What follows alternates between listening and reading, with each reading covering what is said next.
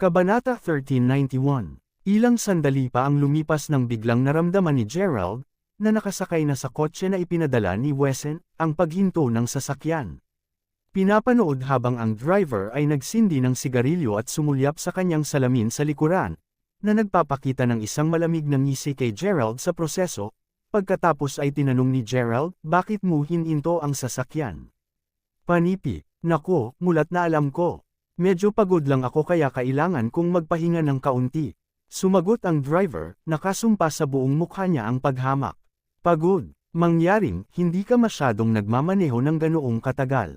Tingnan, maaari mong gawin ang nais mo sa oras na nakarating ako sa aking patutunguhan, ngunit hanggang sa ngayon, mas mabuti kang magmaneho ng maayos.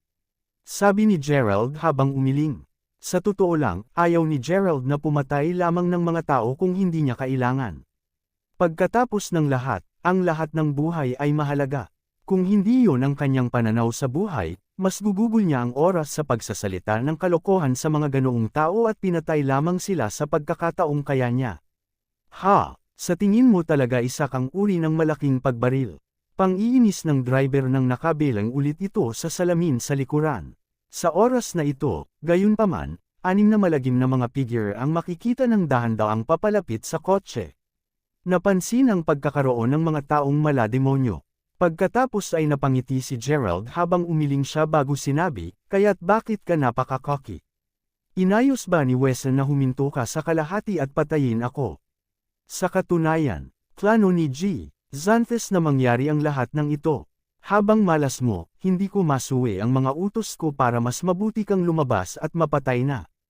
Pang-iinis ng driver habang palabas ng sasakyan bago tumayo sa malayo, tumawid ang mga braso habang naghahanda upang tamasahin ang kapalpakan ni Gerald. Nang makita iyon, si Tiller, na tahimik na nakaupo sa tabi ni Gerald sa buong panahong ito, ay balisa na sinabi, ano ang dapat nating gawin, G. Crawford? Ang mga taong iyon ay mukhang demonyo. Panipi, ano ang dapat matakot? Kahit na sila ay tunay na mga demonyo, magiging isang mamamatay tao akong demonyo pagkatapos. Sagot ni Gerald habang nakangiti bago lumabas ng kotse.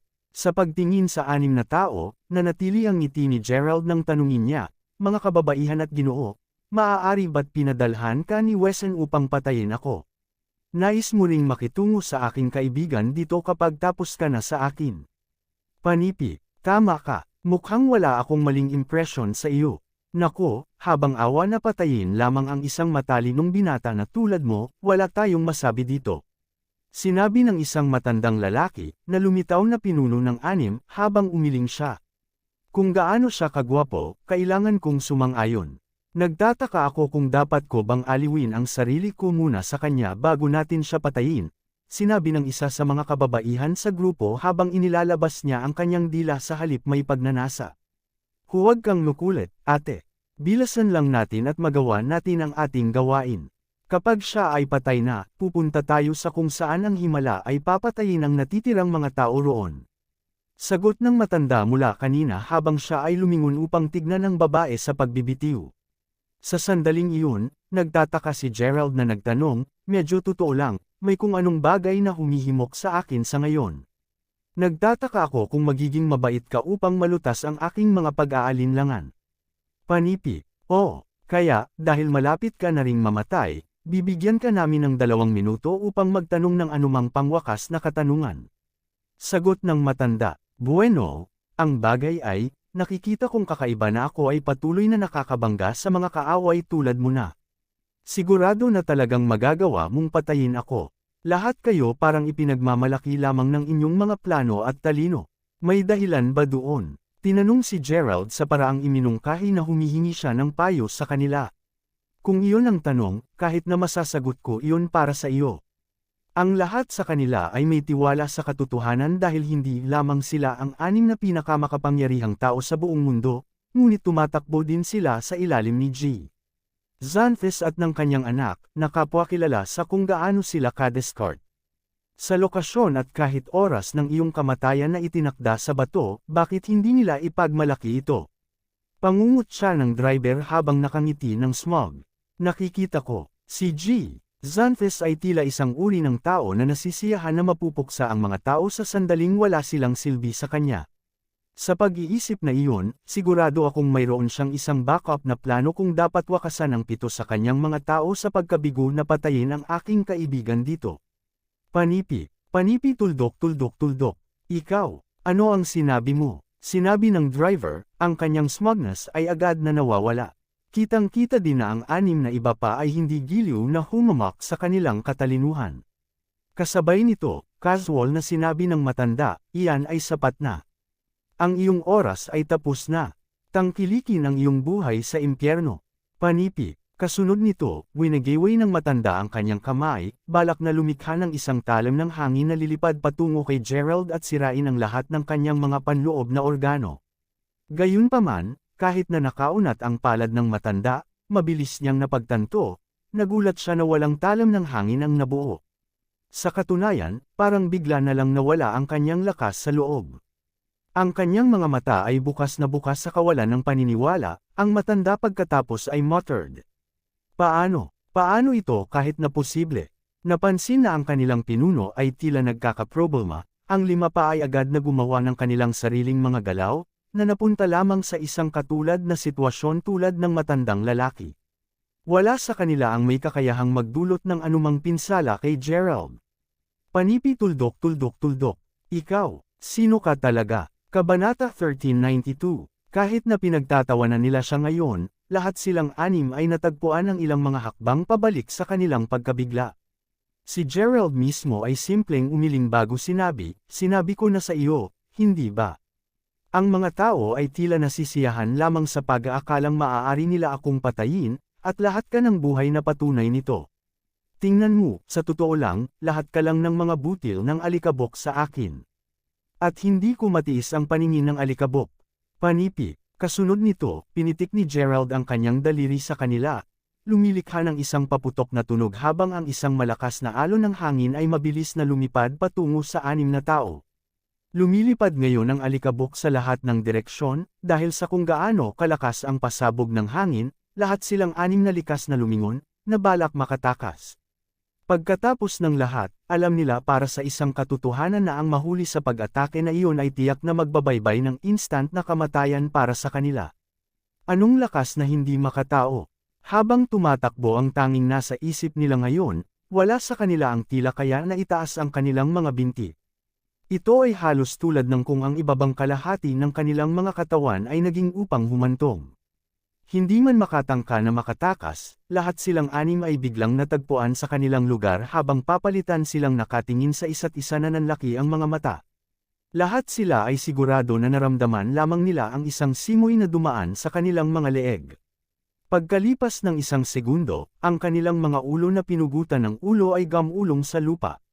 Nang makita, iyon, ang natigilan na driver, na nakatayo sa gilid na sandata sa tagiliran sa buong panahong ito, ay naisip niya na iniisip niya, di akalaing ang taong ito ay talagang magiging malakas dito. Di huwag kang lalapit. Sigaw ng nanginginig na driver ang pangalawang si Gerald ay bumalik sa kanya at tumingin sa kanya. Nang magsimulang maglakad si Gerald papunta sa kanya, agad na lumuhad ang driver habang nagmamakaawa, "Please extract my life, boss. Patawarin mo ako sa kabigwang makilala kung gaano kakalakas kanina." Panipi, ang kanyang noo ay nakadikit sa lupa, naramdaman ng driver na dahan daw ang inilagay ni Gerald ang paa sa ibabaw ng kanyang ulo. Tuldok. Pinahid ang dumi mula sa kanyang sapatos sa buhok ng driver, simpleng sagot ni Gerald, "Huli na para dyan." Pinatindi ang lakas ng kanyang paa nang walang babala, hindi man lang napigilan ng driver ang kanyang sarili nang sumabog ang kanyang ulo. Ano ang isang kaila hilakbot na paraan upang mamatay? Matapos masaksihan ang lahat ng ito, bahagya na naiwasan ni Tiller na mabasa muli ang sarili habang mabilis na kumaibot ang kanyang mga talukap ng mata. Si Gerald, siya mismo ay simpleng pumasok sa kotse bago ipinikit at inorder, "Sumakay ka sa sasakyan at umalis na tayo." Sa puntong ito, hindi sila ganun kalayo sa kinaroroonan ng himala, at hindi na maghihintay pa si Gerald kaysa sa kinakailangan niya. Ilang sandali pa ang lumipas sa loob ng napakalaking kuweba, nang sabihin ni Peter, "Ito na dapat ang katapusan ng himala, di ba, Miss Lachlan?" upang isipin na ang isang mahiwagang lugar ay mayroon pa sa mundong ito. Hindi ako maniniwala na hindi ko nasaksihan ang lahat ng ito para sa aking sarili. Panipi, siya at ang iba pa ay labis na namangha sa kanilang nakita sa malayo sa mundong ito sa ilalim ng lupa.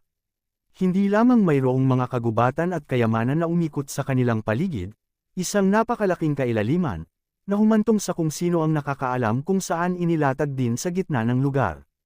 Sa masusing pagsisiyasat, tila mayroon ding isang napakalaking plataporma na nakataas sa itaas ng patay na sentro ng kailaliman.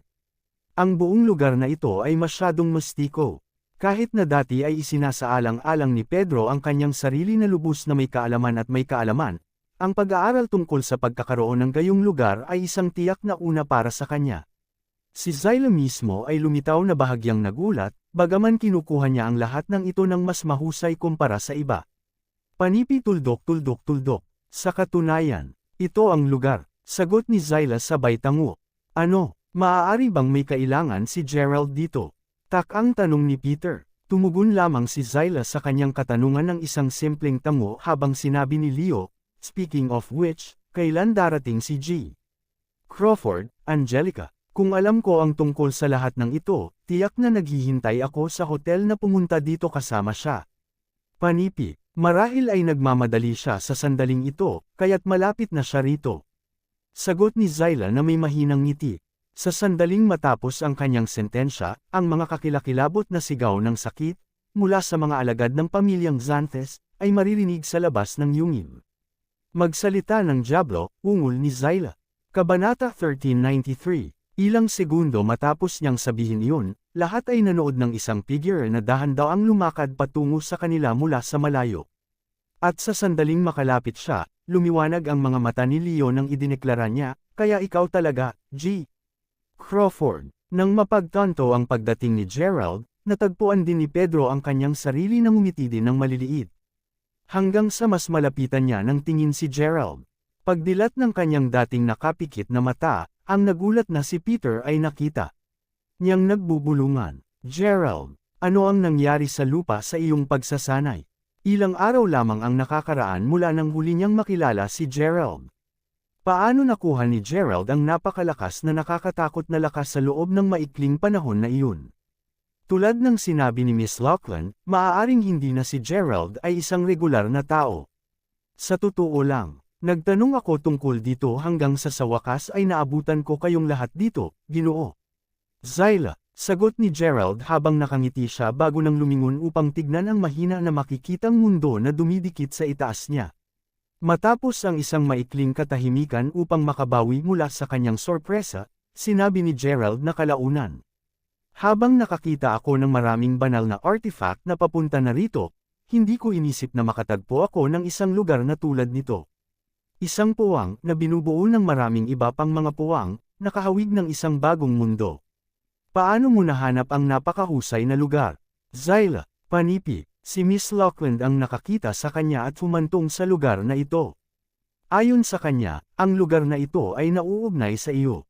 Sagot ni Monica na naruroon din sa buong panahong ito. Nang marinig iyon, humarap si Gerald kay Zyla bago namalayan na tuluyan na niyang iniwan ang katawan ni Rosie. Bilang ito ay naka-out, siya ay pinamamahalaang upang mabilis na mabawi matapos na angkinan ang katawan ni Rosie. Sa pag-iisip na iyon, si Zyla ay naninirahan bilang isang independenteng pagkakaroon ng ilang sandali ngayon. Anuman, nagtataka pa si Gerald na nagtanong, ito ay nauugnay sa akin. Sa totoo lang, naguguluhan pa rin siya tungkol sa maraming bagay. Kung tutuusin, si Zyla, at ang iba pa, ay walang luho na umupo at makausap simula pa ng gabing iyon. Dahil dito, hindi pa rin lubos na naintindihan ni Gerald kung ano ang Herculean Primordial Spirit. Nodding bilang sagot, pagkatapos ay sumagot si Zyla, sa katunayan. Dapat mong magkaroon ng kamalayan sa ngayon na mayroong maraming mga lihim na nakatago sa loob mo, Gerald. Gayun din, ngayon na sa wakas ay mayroon kaming oras upang makipag-usap. Nagtataka ako kung napagtanto mo na kahit na ang Limeese ay bahagi mo, hindi ka isang bahagi niya. Panipi, halika ulit. Anong ibig mong sabihin? Nagtatakang tanong ni Gerald. Ito ay isang mahusay na lihim na parehong Limeese at nalaman ko tungkol sa libu-libong mga taon na ang nakakaraan. Hindi ko na sinabi sa iba patungkol dito, ngunit alam na ito ang pangunahing dahilan kung bakit ako napunta sa Earth kasama si Laimis sa una. Sagot ni Zyla, panipi tuldok. At ang sekretong iyon ay nauugnay din sa akin. Tanong ni Gerald habang nanlaki ang mga mata nang makita si Zyla na tumatango bilang kumpirmasyon. Tama, sa katunayan, ang sekreto ay medyo direktang na-link sa iyo. Ang totoo, habang totoo na kapwa kami ni Laimis ay dumating na naghahanap sa iyo noon, hindi namin maayos na itinuro sa oras na kinakailangan para makita ka namin. Dahil dito, nabunggo namin ang ilang mga isyu sa kalahati ng aming paglalakbay, na nagreresulta sa aming pagkamatay dito. Bago mamatay, gayunpaman, isinakripisyo ni Laimis ang kanyang sarili upang payagan akong mapanatili ang isang maliit na bahagi ng pag-iisip ng aking kaluluwa, paliwanag ni Zyla, maliwanag sa kanyang tono ang kanyang kalungkutan. Iyon, ay hindi sumasagot kung bakit mo ako hinahanap sa una. Gayun din, paano mo malalaman ang tungkol sa aking pag-iral, libu-libong taon bago pa ako ipinanganak? Sagot ng flabbergasted na si Gerald. Hindi ako sigurado kung paano ipaliwanag ito sa iyo ng detalyado. Ngunit malaman lamang na hindi ka talaga nawala. Ang nabago lang ay ang hitsura mo sa iba't ibang mga tagal ng panahon. Sabi ni Zyla, panipi tuldok. Iyon ay maraming impormasyon. Natatanggapin. Mayroon na akong sapat na mga katanungan pagkatapos isave ang dalawa sa aking mga kaibigan sa Gunter Manor. Mahaba ang kwento, nabunggo ako sa ilang mga hindi magandang kalagayan habang na-save ang mga ito, at karaniwang kung paano ko ginaisang ang una yugto ng aking potensyal. Sa panahon ng kaguluhan na iyon, nabanggit din ang term na Herculean Primordial Spirit, isang term na kulang pa rin sa aking komprehensibong kaalaman sa, anuman ang kaso, iyon ang dahilan kung paano ako naging napakalakas sa nagdaang 3 araw. Sa aking lakas ngayon, hindi ko na sigurado kung ano na ang kalagayan nako. Panipi, Kabanata 1394. Matapos marinig ang paliwanag ni Gerald, sinabi ni Peter, kaya't ganoon kakabilas lumagos sa loob lamang ng 3 araw. Kaya't iyon ang buong kwento. Sa huli, hulaan ko na ang ilang mga bagay ay laging mapupusok kahit gaano natin pilit na itago ang mga ito. Lahat ay nangyayari ayon sa kapalaran. Alam mo, sa kabila ng pagiging pinakamakapangyarihang tao na pinasyahan si Jailetra, kahit sinabi ni Laimis sa akin na walang makakatakas sa ganoong kapalaran. Totoo sa kanyang mga salita, hindi rin kayang tanggihan ni Laimis ang kanyang kapalaran. Anuman, ang Herculean Primordial Spirit ay isang napakalakas na kaya nitong sirain ang sukdulang limitasyon. Paliwanag ni Zyla, panipi tuldok. Pinsala, ang tunay na limitasyon. Sabay na ungol ni Leo at Peter. Sa totoo lang, kita mo, ang pangwakas na hangganan ay walang pagsisimula o pagtatapos. Mayroon itong kakayahang manatiling walang katiyakan na malakas, at walang sino man ang dapat na makipag-ugnay dito. Sa kabila nito, sinabi ng alamat na ang Herculean Primordial Spirit ay kayang sirain ito. Panipi, nang marinig ang paliwanag ni Zyla, naramdaman ng bawat isa ang kanilang sarili na sabay na namamangha at natigilan, kasama na si Gerald. Panipi tuldok. Kaya, dahil ang King of Judgment Portal ay patuloy na nais akong makuha ako. Nangangahulugan ba yun na siya ay sumusunod sa Herculean Primordial Spirit sa loob ko sa buong panahong ito? Buod ni Gerald, sa wakas nakikita ang mas malaking larawan. Tama ka, bagaman ang King of Judgment Portal ay isa lamang sa maraming tao na nagnanais na makuha ang mistikong kapangyarihan na iyon. Paliwanag ni Zyla, panipi tuldok. Kung iyon ang kaso, paano hindi ako nakabangga sa anumang mga kakaibang tao o insidente noong bata pa ako? Tanong ni Gerald habang iniisip ang tungkol sa kanyang pagkabata. Iyon ay sapagkat ang mga taong iyon ay natatakot na aksidenteng maaktibo ang iyong lakas ng maaga. Pinangangambahan nila na magsimula kang magpatay sa mga taong parang baliw sa sandaling nakakuha ka ng panlasa ng kapangyarihan, at tiyak na isang sakuna iyon. Sagot ni Zyla, kung ganun, nakumpirma ba nito na totoong ako si Laimis sa nakaraang buhay? Tanong ni Gerald, tiyak na may posibilidad na mangyari iyon. Anuman ang kaso, minarkahan ng iyong hitsura ang hindi may iwasang pagkawala ng Laimis. Sa ngayon, intindihin lamang na pareho kayo ni Laimis ay dalawang malayang individual. Habang pareho kayong dalawa sa paraang pagmamayari ninyong pareho ng formidable primordial spirit, malinaw na naiiba kayo sa kanya dahil pagmamay-ari mo rin ang Herculean Primordial Spirit. Sa isang paraan, mas mataas ang prestihiyo mo kaysa sa kanya. Sagot ni Zyla. Sa sandaling iyon, si Peter, na nakikinig ng mabuti sa usapan at pinag-isipan ito sa buong panahong ito, ay natagpuan ang kanyang sarili na nagtanong, kung iyan ang kaso, Miss Lachlan, hindi ba nagmumungkahi na ang Herculean Primordial Spirit na nagdala si Gerald ay mayroong panipi? Sa kabaligtaran, sa katunayan, si Gerald ang nakakuha ng Herculean Primordial Spirit. Panipi, ang kanyang mga mata ngayon ay nanlaki sa pagkabigla. Pagkatapos ay sinabi ni Peter, kung gayon, nangangahulugan ba yun na si Gerald ay kasalukuyang nagtataglay ng napakalakas na lakas? Isang kapangyarihang pumapasok sa takot sa puso ng maraming tao, oo. Sagot ni Zyla, ngunit bakit lumitaw ang Herculean Primordial Spirit? Gayon din, habang totoo na nagising ako sa unang yugto ng aking potensyal, hindi ito gaanong kalakas tulad ng paglarawan mo rito. Ang nabago lang ay bihira na ako makabangga sa sinumang may kakayahang lumaban laban sa akin. Sinabi ni Gerald, naganap na napag-alaman sa puntong ito, habang nagbigay siya ng isang malambing na ngiti. Sa gayon, mayroong ilang mga teorya kung paano nagkaroon ng Herculean Primordial Spirit. Habang ang ilan ay nagsabing lumitaw ito dahil sa pagbabago ng isang napakalakas na tao, na nagmamay-ari ng immortal body, tinanggihan ni Limes ang teoryang iyon. Pagkatapos ng lahat, sa kabila ng masusing pagsisiyasat, walang mga record tungkol sa ganoong insidente na nangyayari na natagpuan. Gayunpaman, nakakita kami ng isang napakahalagang pahiwatig, sagot ni Zyla habang umiling. Kita nyo, ang pahiwatig ay nagpapahiwatig na kailangan namin upang makahanap ng isang bagay na tinatawag na makyusayon. Mula sa kung ano ang aming napagpasyahan, paganahin ito ay magbibigay daan sa amin upang magkaroon ng higit na kahulugan tungkol sa maraming mga bagay. Sa pag-iisip na iyon, isinugod natin sa lupa ang unang bagay na maaari nating gawin. Naisip namin na maaari naming magamit ang oras, habang hinihintay ka upang lumitaw, upang maghanap para sa makyusayon at sana ay makakuha ng ilang mga sagot na hinahanap namin. Sa kasamaang palad, hindi nangyari iyon. Hindi namin nagawa ang lahat ng lubos. Panipi, gayon din, sinabi mo na sa kabila ng paggising sa unang yugto ng iyong talento, ang naramdaman mo lamang ay isang napakalaking pagtaas sa iyong pagsasanay, tama? Na hindi mo naramdaman na ang iyong lakas ay kasindek-sindek habang pinapalabas ko ito. Sa gayon, hindi ako sigurado kung sino ang nakilala mo bago ka at una akong nakilala, ngunit sa una nating pagkikita, nalaman kong nasira na ang iyong Deller Foundation.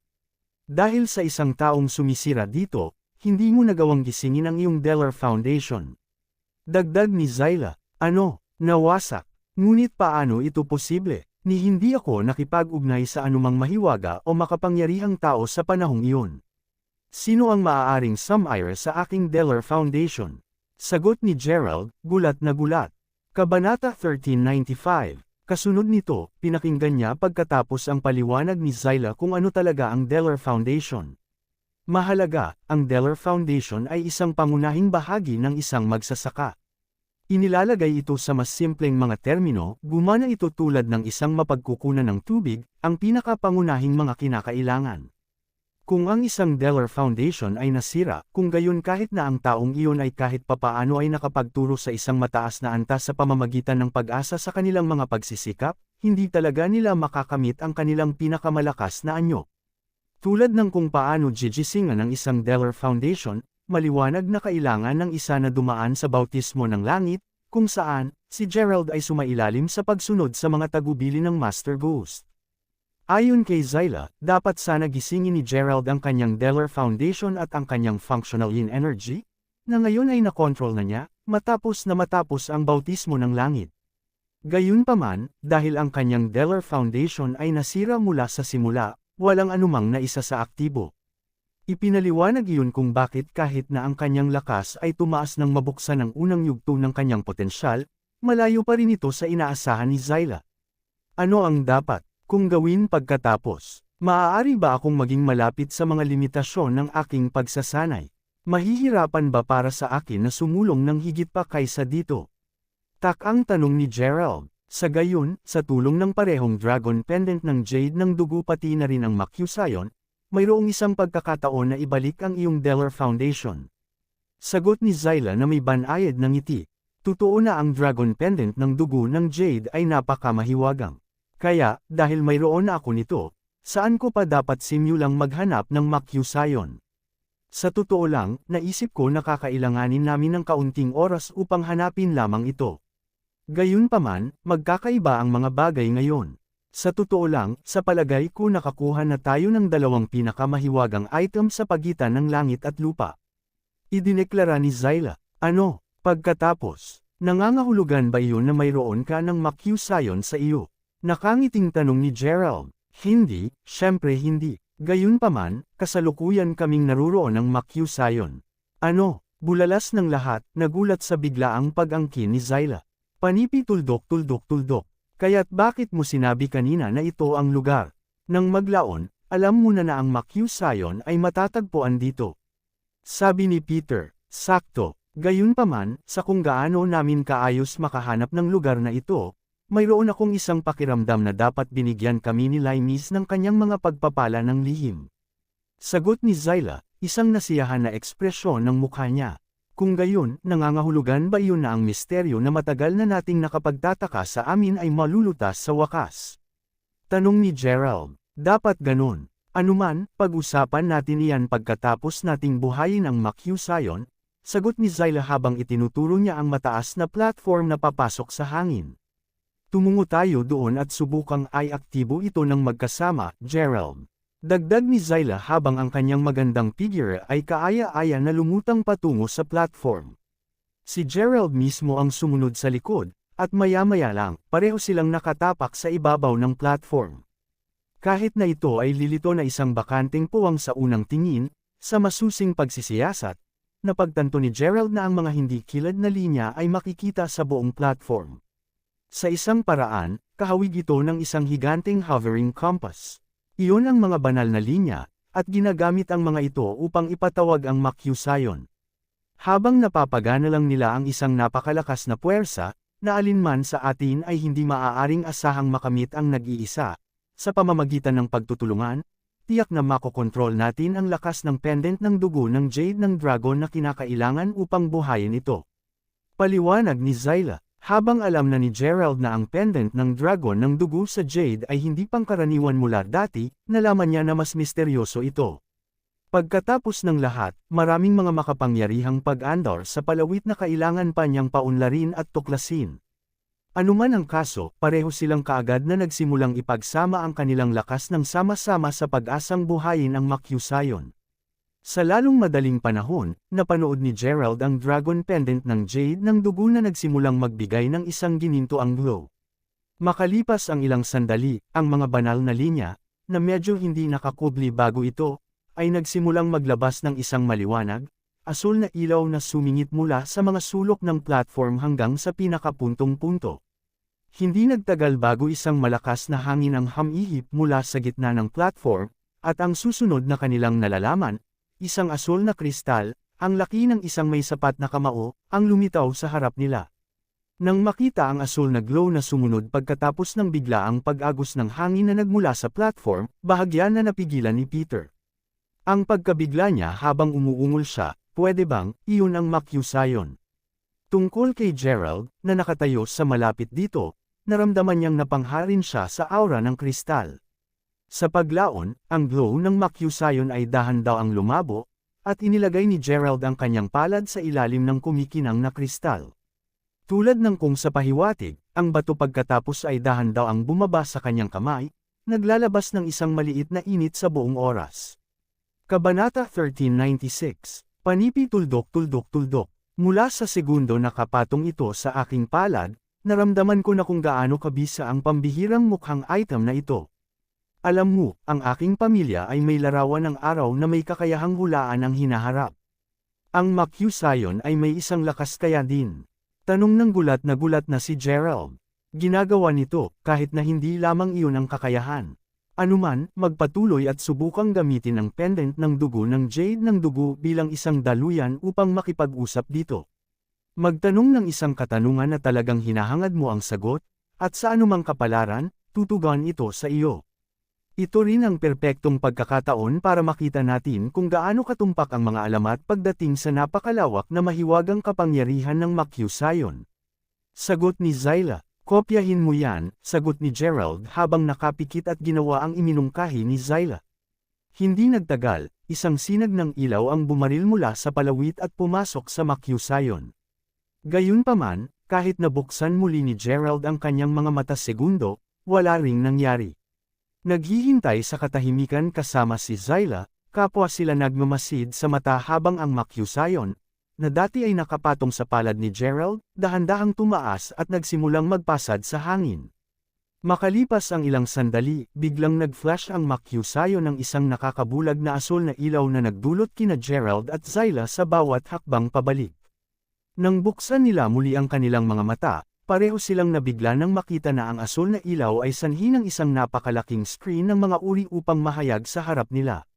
Sa gayon, ito ay mas mababa sa isang aktwal na pagpapakita at higit pa sa isang ilusyon, upang maging mas eksaktong. Anuman, ang labis na pagkabigla na napanood ni Gerald habang ang screen ay dahan-daang ipinakita ang imahe ng karagatan. Kahit na walang anuman ngunit may tubig pa rin sa buong tanaw, ang imahe ay simpleng sanhi ng isang pakiramdam ng pagkabalisa sa mga tumingin sa ito. Matapos kung sino ang nakakaalam kung gaano katagal, isang malaking barko ang dahan-daang nagsimulang maglayag upang tingnan. Nakatayo sa kubyerta, maaaring makita ang dalawang babae na nakikipag-chat sa bawat isa habang nasisiyahan sila sa tanawin ng dagat sa gabi. Kahit na ang eksenang inilalarawan ay walang may sulat tungkol sa bahay, natagpuan ni Gerald ang kanyang sarili na humihinga ng malakas habang ang mga pahiwatig ng luha ay nabuo sa mga sulok ng kanyang mga mata. Isa sa mga kababaihan sa deck ay Mila. Ito ang barko na kanyang sinasakyan bago ang kanyang tuluyang pagkawala. Sa puntong ito, gulat na gulat si Gerald na hindi man lang siya naglakas loob na kumurap.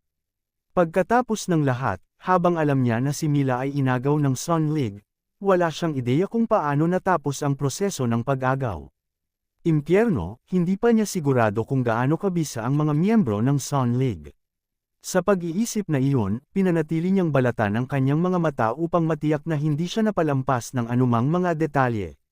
Makalipas ang ilang sandali, ang mga alon ng karagatan ay lumakas ng walang babala. Napakalakas ng pag-ikot ng mga alon na sa lalong madaling panahon, isang malawakang whirlpool ang lumitaw sa harapan mismo ng barko.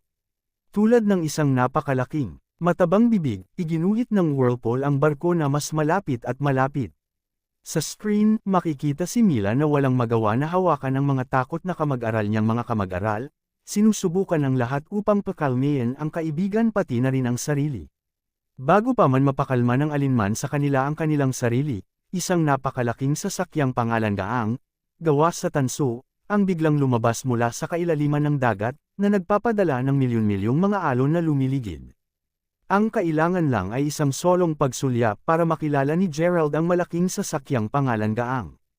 Ito ay ang sasakyang pangalan Gaang na kabilang sa Sun League. Pinapanood habang nilalamon ng sasakyang pangalan Gaang si Mila at ang natitirang bahagi ng kanyang barko bago bumaba muli sa ilalim ng alon, natagpuan ni Gerald na halos hindi niya mapigilan ang sarili.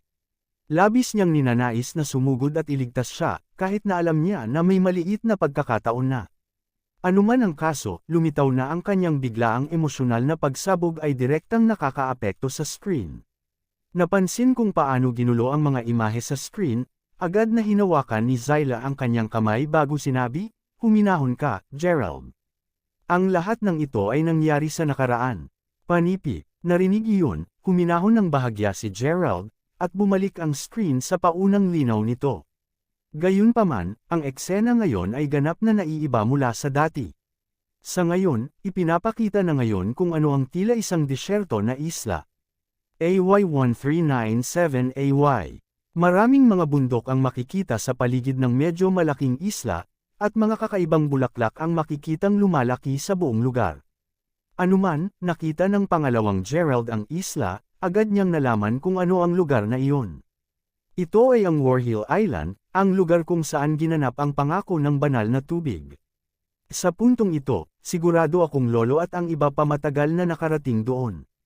Anuman ang kaso, mayroon ng magaspang na ideya si Gerald kung paano gamitin ang Makusayon. Mahalaga, pagkatapos ng pakikipag-usap dito sa pamamagitan ng kaluluwa ng isa, ang lahat ng naisip, na-miss, o nalito ng tagapagbalita ay agad na ihahayag ang kanilang mga sarili sa screen, sunod-sunod. Nakuha niya ang conclusion na iyon mula nang masaksihan ang nangyari kay Mila. Ipinapakita ngayon sa screen ang lugar kung saan napunta ang kanyang lolo upang lumahok sa pangako ng banal na tubig. Tungkol sa kung bakit si Gerald ay halos walang pag-aalinlangan na ito ang Warhill Island, ang maalamat na lugar kung saan ginanap ang pangako ng banal na tubig, ito ay dahil nakita niya ang nakataas ngunit nakasisilaw pa ring rebulto ni Angelica habang ang screen ay nakapa na malapit sa isla. Gayunpaman, agad na napagtanto ni Gerald na kahit na lumipas ang ilang oras, ang screen ay hindi nagsiwalat ng isang solong tao. Maaaring si Lolo at ang iba pa ay hindi pa makakarating doon. Nagtataka si Gerald, nataranta. Pinag-isipan ito ng saglit, inalog sandali ni Gerald bago tinuro ang nahulog na estatwa ni Angelica at nagtanong, "Speaking of which, ano nga ba ang ugnayan sa pagitan mo at ng estatwa na iyon, Zyla? Bakit mayroon ka ring isang rebulto sa isla kung saan ginanap ang pangako ng banal na tubig?" Panipi, sa gayon, una, dapat mong malaman na ang isla ay hindi ganun kalayo sa hari ng palasyo ng karagatan. Sa pag-iisip na iyon, kapwa ang isla at rebulto ay nagtulungan bilang isang selyo, na pumipigil sa akin na iwan ang hari ng palasyo ng karagatan noon. Sagot ni Zyla sa halip na casual na pagtingin sa rebulto niya. Nakita ko, habang narito kami, ano ang alam mo tungkol sa pangako ng banal na tubig? Ayon sa mga alamat na narinig ko, ang mga nasa loob lamang ng lakas na matagal nang nakapasok sa larangan ng mga alamat ang inaanyayahang lumahok dito. Gayunpaman, palagi kong nalaman na kakaiba na hindi nila inaanyayahan ang mga mula sa mga cryptic na pamilya, tulad ng mga Gaunters, na tapos na. Kahit na ang mga mula sa Sun League ay may naiisip na uri ng pamamaraan, ang mga mula sa mga cryptic na pamilya ay tiyak na magiging mas kapansin-pansin kaysa sa mga taong inanyayahan nila sa buong taon. Tanong ni Gerald, "Gerald, sana maunawaan mo na ang mga cryptic na pamilya ay hindi itinuturing na orthodox. Pagkatapos ng lahat, umaasa sila sa panlabas na puwersa upang madagdagan ang kanilang pagsasanay. Ang mga dakilang Panginoon, sa kabilang banda, ay may tunay na lakas sa loob at umaasa lamang sa kanilang pagsasanay upang makarating sa kung nasaan sila. Sa nasabing iyon, ang antas ng paggamit ng mahusay na mga masters ay mas mataas kumpara sa mga mula sa mga cryptic na pamilya." Paliwanag ni Zyla. Gayun din, ang dahilan na tinawag itong pangako ng banal na tubig ay dahil sa pagkakaroon ng isang banal na pool sa islang iyon. Isa ito sa mga pasukan sa Jailatra. Dagdag ni Zyla, "Isang pasukan sa Jailatra sasabihin mo. Kung iyon ang kaso, kung gayon ibig sabihin nito na ang alamat na umiikot sa pag-inom ng banal na tubig, sa pangako upang makamit ang immortalidad ay talagang nakamit sa pamamagitan ng pagpasok sa Jailatra. Kung gayon, nangangahulugan ba ito na may posibilidad na ang mga hindi bumalik mula sa pangako ng banal na tubig ay maaaring hindi talaga namatay at dinala lamang sa Jailatra?" Sagot ni Gerald, pakiramdam na liwanagan. Sa totoo lang, paminsan-minsan nag-recruit ang Jailatra ng mga angkop na bagong tao upang mapanatili ang pagkakaroon at pag-unlad nito. Sa katunayan, si Leo ay isa sa mga nakababatang tao na na-recruit. Paliwanag ni Zyla habang nakatingin kay Leo. "Nakikita ko, ako ay kakaiba bagaman, paano umiiral ang Jailatra?" Tanong ni Gerald. Tulad ng sinabi ko, ang Jailatra ay hindi isang partikular na espesyal na lugar. Hindi lamang ito isang lugar na maaaring matagpuan sa Earth, ngunit ang mga nakatira doon ay tulad ng tao sa atin. Kung partikular kang nitpicky, kung gayon ang isa sa mas pangunahing pagkakaiba sa pagitan ng ating mundo at Jailatra ay ang katotohanan na ang Jailatra ay matatagpuan sa loob ng lupa. Sa isang paraan, nangangahulugan iyon na sa kanila, nakatira tayo sa panlabas na layer ng mundo. Panipi, habang nasa paksa kami, bibigyan kita ng kaunting aralin sa kasaysayan sa lugar. Kita nyo, maraming mapanirang insidente ang naganap sa pagitan ng langit at lupa libu-libong taon na ang nakararaan. Dahil sa lahat ng kaguluhan, maraming sibilisasyon ang dahan-daang natapos, at ang sibilisasyong Shanzuog ay walang kitaliwasan doon. Sa tuluyang pagbagsak ng kabihas ng Shanzhou, maraming mahalagang yaman ng sibilisasyon at ang pinakamahusay na mga tampok nito ang natapos na mawala para sa kabutihan. Ang kabihas ng Shanzhou ay tunay na nasa huling yugto ng dakilang sibilisasyon ng unang panahon. Sa kabutihang palad, nasa paligid ito ng matuklasan ng mga mula sa salinlahing iyon ang isang bagong landas na humantong sa isang ilalim ng lupa na pinangalanan nilang Jaletra. Panipi. Kasunod nito, napahiwalay sila sa mundo sa mahabang panahon. Anuman, ayon sa mga alamat, walang mga tao ang lumitaw sa ibabaw ng Earth sa pinakamahabang oras pagkatapos nito. Sa katunayan, ang mga nabubuhay lamang na bagay sa mundo sa panahong iyon ay ang ilang mga bihirang hayop, mula sa kabihas ng Shanzhou, na nakaligtas sa mga sakuna. Panipi. Siyempre, dahan-daang lumitaw muli ang mga tao sa ibabaw ng mundo pagkalipas ng napakatagal na panahon, at nang nangyari iyon, sa huli ay nakipag-ugnay sila sa mga naninirahan sa Jaletra. Kasunod nito, ang mga naninirahan sa Jaletra kung minsan ay nagbigay ng kamay sa mga nagsasanay sa kanilang sarili upang makamit ang espiritual na kaliwanagan. Habang wala silang mga Deller Foundation sa loob ng kanilang mga katawan, nagamit nila ang panlabas na puwersa, pinapayagan silang makamit ang katulad na mataas na antas ng pagsasanay. Paliwanag ni Zyla. Nodding ng bahagya, pagkatapos ay sumagot si Gerald, "So, hulaan ko iyan ang pinagmula ng kwento ng mga cryptic na pamilya." Nakangisi habang tumango bilang kapalit, sinabi ni Zyla pagkatapos, "Sa katunayan. Sa totoo lang, ang pangkat ng Judgment Portal ay maihahambing sa isang tulog na pawn na inihanda ng King of Judgment Portal noong mga nakaraan. Naghihintay na siya sa iyo upang lumitaw sa isang mahusay, mahabang panahon ngayon." Panipi. Kabanata 1398. Habang pinagnilayan sandali ni Gerald ang pahayag na iyon, bigla niyang narinig ang ibang mga kababaihan, na tahimik na nakatayo sa gilid sa buong oras na ito, na sumisigaw. Si Peter mismo ay tumingin ngayon ng labis na pag-aalala, at kaagad niyang tinuro ang screen bago sumigaw, "Gerald, tingnan mo doon." Paglingon upang tingnan ang screen, na nagpapakita pa rin ng War Hill Island, mabilis na napagtanto ni Gerald na naruroon na ang mga tao. Siyempre, hindi iyon ang dahilan kung bakit nagsisigawan ang mga batang babae. Ang dahilan kung bakit takot na takot sila ay dahil ang mga taong ipinakita ay walang iba kundi ang mga bangkay na mukhang namatay sila sa kakilakilabot na pagkamatay. Mula sa kung ano ang maaaring tansyahin ni Gerald, mayroong halos 100 namatay na magagaling na mga Panginoon na marahil ay nagmula sa buong lugar upang lumahok lamang sa pangako sa sakunang naganap na sakuna. Sa pagtingin sa dagat ng mga patay na katawan, ang mga talukap ng mata ni Gerald ay agad na nagsimulang kumaibot ng mabilis habang naisip niya, "Lolo." Tama siyang nag-alala. Pagkatapos ng lahat, ang kanyang lolo ay umalis para sa pangako ng banal na tubig kamakailan. Habang sinusuri niya ang maraming mga bangkay, upang makita kung ang lolo niya ay isa sa mga ito, hindi nagtagal ay nakita ni Gerald ang patay na katawan ni Christopher. Sa itsura nito, ang kanyang dibdib ay tila nabasag ng lakas ng isang palad. Ang kakaibang bagay ay, napansin ni Gerald na ang salamin ni Christopher ay nakahiga sa tabi mismo ng kanyang bangkay. Malinaw na naalala ni Gerald na inilagay niya ang kanyang lolo sa pamamahala ng banal na artifact bago sila umalis para sa pangako. Sa pag-iisip na iyon, paano ito maibalik sa kamay ni Christopher?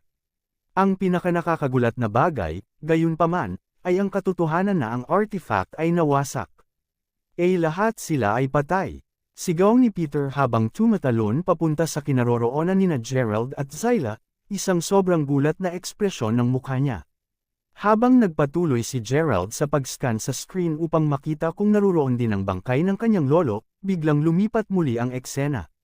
Nagpapakita ngayon ang screen ng isang lugar sa ilalim ng lupa na hindi pamilyar kay Gerald. Ito ang lugar kung saan inilibing ang Diyos. Ano ang sinusubukan sabihin sa akin ng makyusayon? Anuman ang kaso, mayroong isang hindi nakakagulat na katahimikan sa hindi nagbabago na eksena, na nagudyok kay Gerald na pag-isipan, ano sa lupa ang sinusubukan mong sabihin sa akin? Nasilyuhan ko na ang lugar na ito, hindi ba? Kudlit. Habang patuloy na nagtataka si Gerald kung ano ang ibig sabihin ng lahat ng ito, hindi nagtagal ay lumipat ang screen sa isa pang display. Bago pa man makasabi si Gerald ng isang bagay, narinig niya bigla si Peter na sumigaw, "The Crawford Manor." "Oh, Alam mo kung nasaan ang aking bahay, Ginoo? Tanong ni Gerald. Narinig iyon, pasimpleng ngumisi si Peter habang tumango. Kasunod nito, muling, lumingon siya sa screen, pumikit ang kanyang mga mata at tila malalim ang iniisip. Nagpatuloy din si Gerald sa pagtingin sa screen. Sa isang paraan, ang paraan ng paglalarawan ng makyusayo ng manor ng kanyang pamilya ay kahawig ng imahe ng sinaunang libingan mula kanina. Sa madaling salita, napuno ito ng isang nakakatakot na katahimikan at kaunti na walang mga pagbabago ang maaaring makita sa loob ng maluwang na manor ng pamilya Crawford. Hindi nagtagal bago lumipat muli ang imahe, sa oras na ito ay nagpapakita ng isang malawak at mabituon na kalangitan sa kailaliman ng espasyo. Tila walang takot sa paligid, napanood ni Gerald habang ang malawak na sasakyang panghimpapawid ng Sun League ay naanod sa view. Sa isang paraan, ito ay parang isang aswang na gumagala sa buong universo. Kabanata 1399. Makalipas ang ilang sandali, kahit ang imaheng iyon ay nawala, at ito ay nang ang glow ng makyusayon ay dahan-dawang binawi bago tuluyang mahulog sa palad ni Gerald. Panipi tuldok. Miss Lachlan, may ideya ka ba kung ano ang sinusubukang ibunyag ng makyusayon batay sa ipinakita nito sa amin ng mas maaga? Maaaring may isang kakilakilabot na nangyari sa mga lumahok sa pangako ng banal na tubig. Nag-aalalang tanong ni Gerald, mayroon akong isang pakiramdam na tila ito ang nangyari.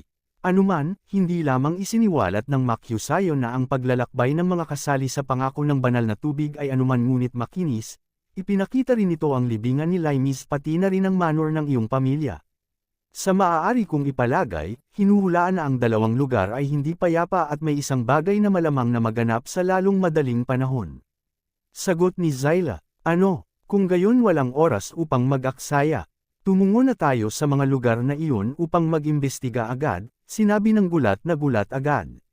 Sa katunayan, pinag-uusapan kung saan, ngayong mayroon ka ng makyusayon, alagaan ito ng maayos, Gerald. Tandaan, makakatulong ito sa iyo na pagalingin ang iyong Deller Foundation. Sa pag-iisip na iyon, mangyaring simula ng pag-asa dito tuwing makakaharap mo ang malalakas na mga kaaway, kahit na sa palagay mo makakaya mong labanan sila ng walang tulong ng makyusayon. Nag-aalala namang sagot ni Zyla. Huwag kang mag-alala, naiintindihan ko na iyon, Zyla. Anuman ang kaso, ang mahalagang bagay ngayon ay magtungo tayo sa libingan ni Limes pati na rin ang Crawford Manor. Maliban dito, nais ko ring magtungo sa kung saan ang pledge ng banal na tubig ay gaganapin upang hanapin ang aking lolo. Kahit na sinubukan ko ang pinakamahusay na makakaya upang hanapin siya sa screen ng mas maaga, hindi ko talaga nakita ang kanyang bangkay. Nangangahulugan ito na maaaring siya ay buhay pa, sabi ni Gerald na medyo sumimangot. Nodding bilang tugon, pagkatapos ay sumagot si Zyla, sa katunayan. Tayo na muna, panipi, bagaman walang oras upang magtagal doon ng matagal, alam na alam ni Gerald na mayroon pa ring ilang mga banal na artifact doon na hindi pa niya maimbestigahan ng maayos. Sa pag-iisip na iyon, handa siyang tatatakan ng himala sa isang pormasayon, sa sandaling makalabas sila, upang mas mahusay niyang tingnan ang mga artifact na iyon sa hinaharap. Malapit sa pasukan ng nicho, nakita ni Gerald na gabing nahulog sa labas. Nang malapit na silang umalis, gayunpaman, biglang huminto si Gerald bago sabihin, speaking of which. Ang mga mula sa pamilyang Xanthes ay naglagay ng isang napakalakas na lason sa labas mismo ng yungib habang lahat kayo ay nasa loob. Habang gumagamit ako ng isang pagbuo upang ihiwalay ito, marahil ay hindi mo mapaglabanan ang naturang malakas na lason. Panipi. Kasunod nito, marahang tinapik niya ang balikat ni na Rosie, Jasmine, at Monica, na mabisang tinatakan ang kanilang mga puntong acupuncture. Sa tapos na, ligtas niyang inakay sila palabas ng yungib. Tulad ng inaasahan, ang mga mula sa pamilyang Xanthes ay naghihintay para sa kanila na hindi masyadong malayo mula sa bibig ng yungib. Mayroong higit sa 100 kanila, at lahat sila ay armado ng baril. Kahit na, malinaw na hindi inaasahan ni Wesson na iwanan nila ang yungib sa isang piraso, at ito ay napatunayan ng gulat na gulat niya. Panipi tuldok. Ikaw, paano ka pa rin buhay? Ungol ni Wesson. Pagmamasid habang si Wesson ay umatras pabalik, isang malungkot na mukhang kabataan na nag-donate ng mga itim na damit na nakatayo sa gilid sa buong oras na ito natagpuan ang kanyang mga talukap ng mata na bahagyang nagulat sa kanyang sorpresa. Panipi tuldok. Kaya't talagang nakapaglakad ka palabas sa lugar na iyon ng buhay, kahit na pagkalaso ng 7 monsters mula sa Snow Mountain. Napakaganda. Mukhang hindi nagbibiro si G. Xanthus nang sinabi niya na mas marami kayong mga tao kaysa sa maabot ang mata. Sa pag-iisip na iyan, sa palagay ko nakuha mo ang karapatang mamatay sa aking mga kamay. Idineklara ng kabataan habang pinaikit niya ng bahagya ang kanyang mga mata. Umiling siya sa pagbitiw sa tungkulin, simpleng sagot ni Zyla, sa palagay mo maaari mo ba kaming patayin? Hindi na kailangang sayangin ang iyong lakas na sinusubukang makipag-usap sa mga taong ito, Zyla, nasanay na ako sa kanilang pagiging masisisi sa puntong ito. Anuman, habang hindi ko pa naririnig ang 7 monsters mula sa Snow Mountain dati, alam ko na ang iyong 6 na nakatatandang kapatid ay pare-parehong ignorante. Kahit na lahat sila ay namatay sa aking kamay, kinikilala ko na hindi dapat madali para sa iyo na makapunta sa iyong kasalukuyang antas ng pagsasanay. Sa pag-iisip na iyon, inaasahan kong hindi mo ipagpatuloy ang paggawa ng kasamaan. Gayun din, natatakot akong mapapatay ka rin agad. Bata ka pa rin, kaya bumalik ka na lang sa Snow Mountain upang sanayin ang iyong sarili ng maayos. Payo ni Gerald na may mapait na ngiti sa labi. Nang marinig iyon, agad na tumawa ng malakas si Sloan bago ngumiti ng masama habang sinabi niya, nabaliw ka na, hindi ba? Buksan mo na ang iyong mga mata. Sino sa palagay mo ang tunay na mamamatay ng malungkot sa sitwasyong ito? Panipi, tulad ng pakay ng lahat kay Gerald, ang kabataan na nakasuot ng itim na damit ay itinaas ng bahagya ang kanyang kamay. Napadikit ng mga mata niya na halos mabuo ang mga ito ng diretsyo na mga linya. Sinabi ni Ivan, ang kabataan na nakaitim, pagkatapos ay, ako nga, at sa totoo lang, maaari kong wakasan ang iyong buhay sa 1 segundo kung gugustuhin ko. Mangyaring sumuko na lamang at ipasa sa amin. Mayroon pa akong mga bagay na dapat gawin at talagang hindi ko nakikita ang pangangailangan na papatayin kayong lahat. Umalis ka na habang kaya mo. Sukli ni Gerald na talagang hindi mapakali sa kanila. Umalis ka na, ha? Ipagpalagay ko na hindi mo pa naririnig ang tungkol sa napakalawak na reputasyon ng 7 monsters. Ipapakita sa iyo na malayo akong naiiba sa kanila. Angal ni Ivan bago ipakita ang isang malaswang ngiti na nagpakilig sa tinik ng lahat ng nakakita nito. Si Monica at ang iba pang mga kababaihan ay natagpuan ang kanilang mga sarili na kumukuha ng ilang mga hakbang pabalik sa takot. Kabanata 1400, nakasimangot din si Gerald sa reaksyon ni Ivan. Mula sa naintindihan niya, ang pagsasanay ni Ivan ay hindi ganoon kataas, at sigurado si Gerald na madali niya itong matatapos. Sa kabila ng pag-alam na, ang napakalaking pagtitiwala ni Ivan ay talagang sapat upang maging sanhi ng kaunting pagkaligalig sa loob ni Gerald. Nagtataka ito kay Gerald kung siya nga ba ang pinakamalakas sa 7 Sevensters. Naiiling ang pag-iisip, malamig na. Sumagot si Gerald, sa palagay ko wala akong pagpipilian kundi makipag-usap muna sa iyo pagkatapos. Mas gugustuhin kong hindi mag-alala tungkol sa anumang kaguluhan na iyong ay dudulot sa hinaharap. Panipi, kasunod nito, pinitik ng kaunti ni Gerald ang kanyang daliri kay Ivan nang hindi talaga ginamit ang alinman sa kanyang lakas sa loob. Bagaman ginagawa lamang niya ito upang mag-udyok sa kabataan na gumawa ng isang paglipat, upang masuri niya ang mga paggalaw ni Ivan, nagulat siya nang makita niya si Ivan na dinidikit din ang kanyang daliri. Habang nagtataka si Gerald kay Ivan, idineklara ng kabataan, sinabi ko sa iyo, naiiba ako sa iba. Natapos ang pangungusap ng pangalawang Ivan, nagsimulang mag-alinlangan ang kanyang form. Ang susunod na alam ni Gerald, si Ivan ngayon ay kamukhang kamukha. Habang pinapanood niya si Ivan, na ngayon ay isang laway na ng imahe niya, ay ngumiti ng mas mapanghimay kaysa dati, ipinahayag ni Gerald ang kanyang sariling ngiti habang sinabi niya, nakatutuwang, sasabihin ko, ang iyong disguise ay medyo maigsi. Bilang tugon, inulit lang ni Ivan ang sinabi ni Gerald, salita-salita. Kahit ang kanyang boses ay hindi mapansin mula sa totoong Gerald, ang patuloy na mapanghamak na tingin ni Ivan ay nagpapaalala sa lahat na hindi siya ang orihinal. Kaya, ito ang iyong kakayahan. Tanong ni Gerald habang agad na ginaya ni Ivan ang sinabi. Nakarating ka na sa nerbiyos ko, sagot ni Gerald, na medyo naiinis ngayon habang inulit ni Ivan ang parehong parirala, isang matangos na mukha niya. Sinasalamin ako, hindi ba? Nagtataka ako kung ano ang mangyayari kung ihuhulog kita ng isang suntok. Tingnan natin kung gaano ka may kakayahan na gayahin ang aking kapangyarihan.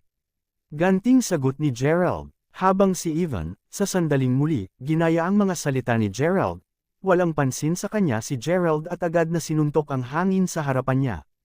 Kahit na gumamit lamang si Gerald ng isang maliit na bahagi ng kanyang lakas, sapat na ito upang maging sanhi ng maraming mga anino na kamao upang mahayag at ilunsad patungo sa Ivan na may isang paputok na tunog. Sa sobrang lakas nito, lumipad ang alikabok sa buong lugar habang patuloy na lumilipad patungo sa kabataan ang mga anino na kamao. Mismong si Ivan ay mayroon pa ring nakakasuklam ng ngiti sa kanyang mukha habang pinagmamasdan ang mga kamao na lumilipad papunta sa kanya mula sa malayo. Gayunpaman, tulad ng paggaya niya sa kakayahan ni Gerald, mabilis niyang napagtanto kung gaano katindi ang puwersa na nauna sa kanya ng malapit ng mapanganib. Ganap na natigilan sa lugar ng napakalaking kahangahangang aura ng pag-atake, natagpuan ni Ivan ang kanyang sarili na nakapako ang mata sa papasok na mga kamao, hindi nagawa ang anuman kundi ang ungol, di masyadong malakas. Pagkalipas ng isang segundo, nagsalpukan ang mga anino ng suntok laban sa kanyang katawan, agad na pinipilit si Ivan na bumalik sa kanyang tunay na hitsura habang sumisigaw sa sakit. Sa oras na tumama ang kanyang walang buhay na katawan sa lupa, si Ivan ay mukhang hindi gaanong isang tao at higit pa sa isang boiler na sumabog lamang. Wala nang iba pa sa isang masamang nabuong bukol ng laman ngayon, ito ay isang kamatayan na mas kawaila-hilakbot kaysa sa sinumang maasahan. Habang si Ivan ay nakaramdam ng matinding panghihinayang na naghiwalay ng mga segundo bago siya namatay, nagtataka kung bakit hindi niya napagtanto kung gaano katindi ang nakatayo sa harapan niya, huli na para sa iyon. Wala na si Ivan sa larawan, simpleng umiling si Gerald bago sabihin, ano ang kakaiba sa iyo? Sa pagkakaalam ko, lahat ng mga miyembro ng Seven Monsters ay higit pa o mas mababa sa pareho. Panipi, sa panunood ng panunuyan ni Gerald, si Wesen at ang kanyang anak, na nakasaksi sa lahat ng nangyari, ay may pagpapatuloy lamang ang pagtitig ng malapad ang mata kay Gerald, ganap na natulala.